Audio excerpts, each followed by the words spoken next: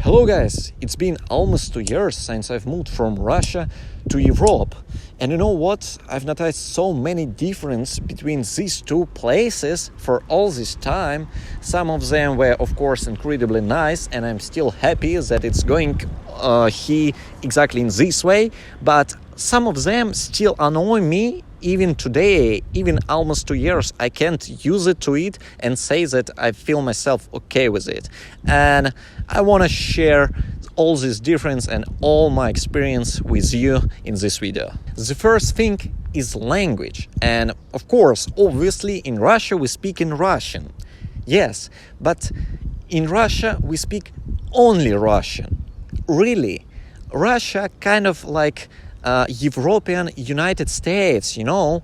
We have so many culture like movies, series, books, and just people.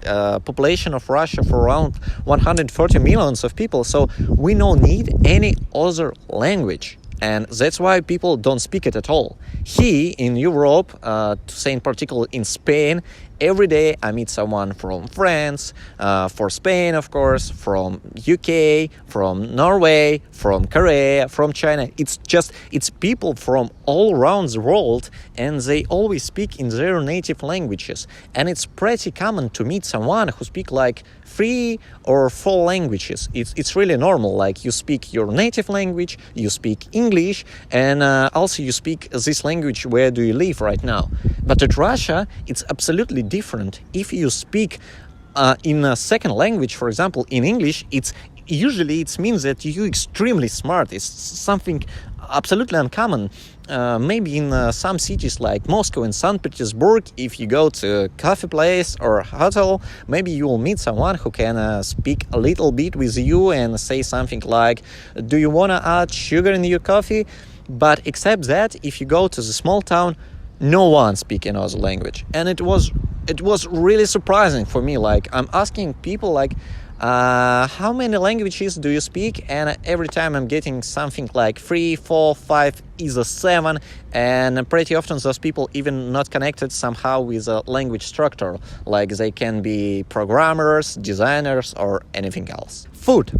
If at least once you was googling which food do we cook in Russia, for sure you've seen a lot of yummy recipes. And that's true. In Russia we have incredible things like different bakery, different cakes, absolutely every kind of soup, and it's really amazing. If you've never been in any Russian cafe or Russian restaurant, you just must go there to try something.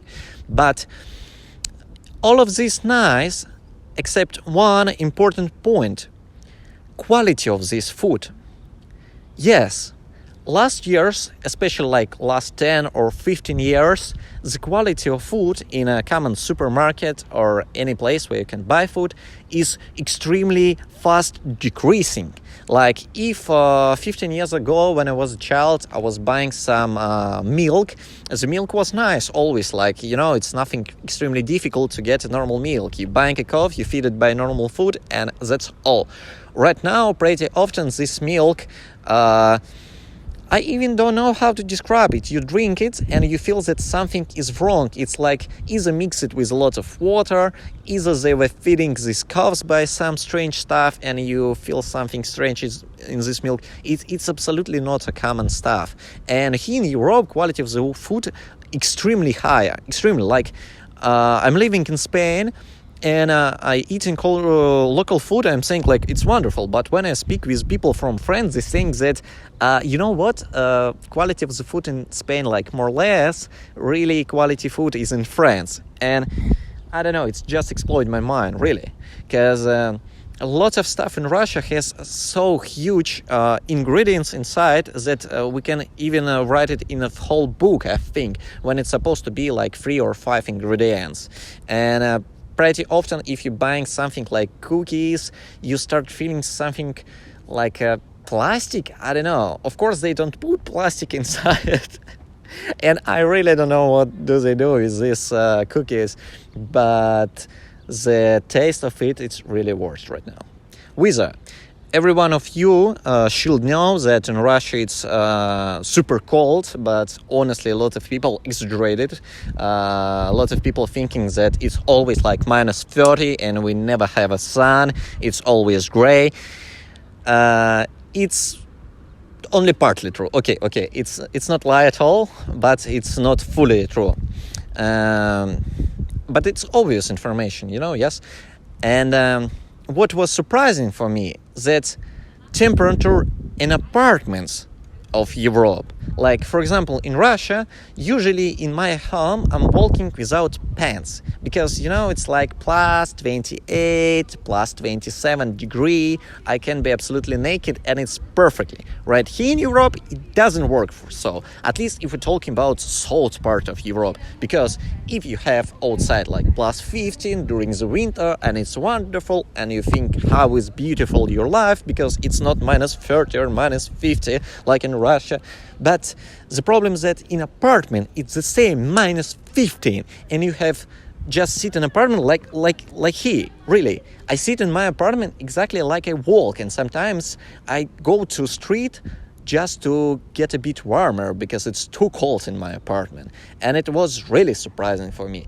Yes, it's much more warmer outside in Russia, in Europe than in Russia, but it's much more colder in Europe, so I'm kind of freezing here.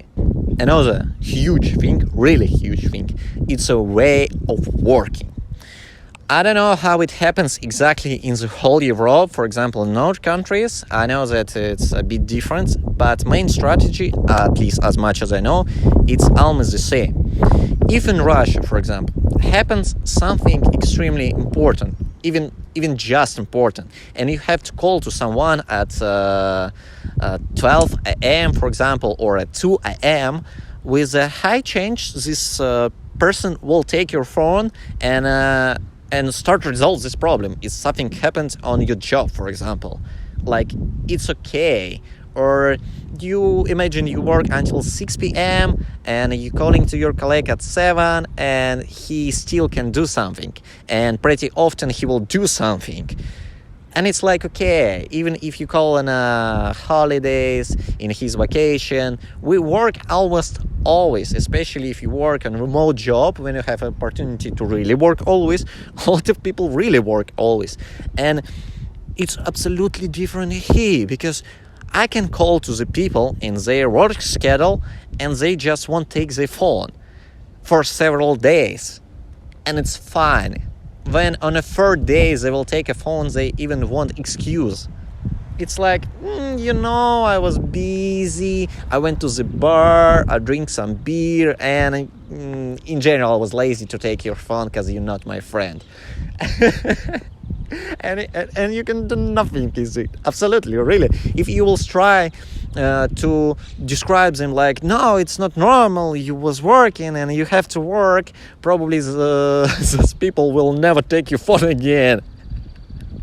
And it's really surprising me. They much more chill in a way of working and a way of living in general. Another things which is almost the same, it's a way of living and way of communicating. As I've said before, if you texting to someone and this person don't giving a burst, for example, or he's not flying in a plane when he has no connection, usually people respond immediately. Really, just immediately on every message. Your friend, your colleague, your relative, you just acquaintance, people respond immediately. And also, if you're in a long dialogue with someone, you're talking, just texting to each other for an hour, it's like immediately answers. And if you're not answering for several minutes, usually it's it's a bad thing. People will think that you not respect them, and it's like you hating them. And in Spain, for example, and I think in the most part of Europe, if you answering once in like 15 minutes, it's absolutely okay. And if you answering faster than once in 15 minutes, probably people will try to think that you're a bit strange. Like normal people doesn't do so. Even if you have opportunity to answer, you need to wait for these 10 minutes to people won't think that you're lazy, for example. Do they lazy? Yes. Do they try to say that they're not lazy? Yes, what's the purpose of it? I don't know, because everyone knows it, but it's just how it works. You can ask something and get response in 3 days, and it's okay. And it's still annoying, honestly, it's still annoying when I'm texting to someone or calling to someone and they're not taking their phone, and I have to call them like 3 times in 3 days. On another hand, of course, it gives me some opportunities that I can no answer for 3 days, and it's like, okay, but honestly, it's still annoying. Traveling, also another huge part of European culture, which we don't have in Russia at all. Really. When I'm talking with my local friends and asking them in how many countries they've been, it's pretty often they've been in like 7, 9 countries. They traveled across almost the whole Europe. Some of them were traveling somewhere else, like Asia or any islands like Caribbean or anything else. Some people were in USA, like everywhere. And it's something that surprised no one. Maybe if you've been in North Korea or in China, you will surprise someone, but not just other normal countries. If you will travel in Canada, it will be okay. But in Russia, we not travel. And when I mean that we don't travel, I mean that we don't travel at all, really, because my mom never been somewhere except Russia, except like when it was Soviet Union and she was traveling across Soviet Union countries, but at that time it was the same country. And almost no one from my Russian friends or acquaintances never been of the border of Russia or anything like this. And you can assume probably like, probably it's because Russia is so big and people just no need to travel somewhere else. The country is so huge, we can find everything that we want inside. It's the same like in USA. You're just taking the car and you're traveling across states. But no, honestly, people even not travel across the cities in Russia. And it's not because we're so lazy, unfortunately, or fortunately, I don't know, mostly just because people don't have money for it. And it sounds a bit strange, like, what, you really need a lot of money to go to just another city? And yeah, you need, comparing with the salaries, opportunities to rent something, pay for the hotel or pay for the taxi. It's pretty expensive for a common person or for a common family who has children and stuff like this. And in Europe, it's extremely cheap. Like, I was traveling on a plane and I was paying in some cases like 10 or 15 euro for like 3 hours plane. It's incredible. It's almost nothing, like 15 euro. I've seen some tickets from Spain to France for 30 euro or maybe even less. 30 euro to travel on a plane between 2 countries. And it was common price. It's not something... it's not any specific discounts for students or unemployment people. No, it was just not a season for traveling, and avia company was selling their tickets with discounts. One of the most important things and one of the most huge difference, except culture stuff and etc., was of course not in that someone responds you long or someone doesn't work so hard as we work in Russia. No. It's a small things. Really huge things. It's prices, and different in these prices. Really, everything is so expensive in Europe comparing with Russia, except traveling. Okay, except traveling, some tickets are extremely cheap, but absolutely every other thing is much more expensive. Before Europe, I was living in Moscow for also almost 2 years, and I was renting an apartment there for 200 euro. Yes, it wasn't apartment in the center, it was far away from the center, but it was normal, common apartment, and it was common price for that place. And right now I'm renting a room, not in a capital of the Spain, also not in the center, pretty far from the center. And this room is just a room, it's not apartment, cost 250 euro per month. I was renting an apartment in a capital for 200, and right now I'm renting a room for 250. And if I would like to rent an apartment in my city, where do I live right now, it starts from 700-800 per month.